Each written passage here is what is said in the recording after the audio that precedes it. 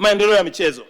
Wizara imeratibu kwa ufanisi michuano ya mpira wa miguu ya Afrika kwa wachezaji wa ndani yani CHAN 2024. Mashindano ya CHAN ni kigezo ambacho Shirikisho la Soka Afrika CAF hutumia kama kipimo cha nchi kuwa mwenyeji wa mashindano ya AFCON.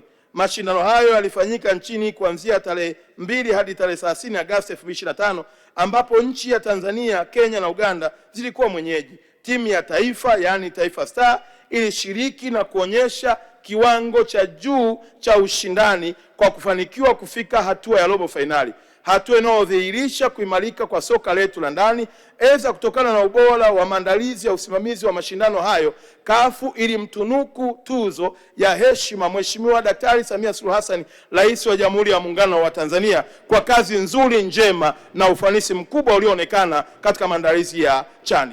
Mheshimiwa Spika, sambamba na mashindano hayo, serikali kupitia wizara imeendelea na maandalizi ya mashindano ya Kombe la Mataifa ya Afrika 2027 kwa kutekeleza kwa ufanisi majukumu mbalimbali, hususani ujenzi na ukarabati wa miundombinu wa michezo katika miji wenyeji wa Dar es Salaam, Arusha, na ambapo ni ukarabati wa uwanja wa Benjamin Mkapa umefikia 95%, ukarabati wa viwanja vitatu vya mazoezi ya Gymkhana pamoja na Meja General Isamuhyo na shule ya sheria imekamilika. Ujenzi wa viwanja vitatu vingine vya mazoezi yani Farasi, Leaders Club na Gymkhana 2 vipo katika hatua za awali. Ujenzi wa uwanja wa Arusha wenye uwezo wa kuchukua Watanzania zaidi ya 32,000 umefikia 77.5%, na ujenzi wa kiwanja kimoja cha mazoezi kinachojengwa katika eneo la uwanja wa Arusha umefikia 60%, na matarajio yetu kuwa ifikapo Agosti 2026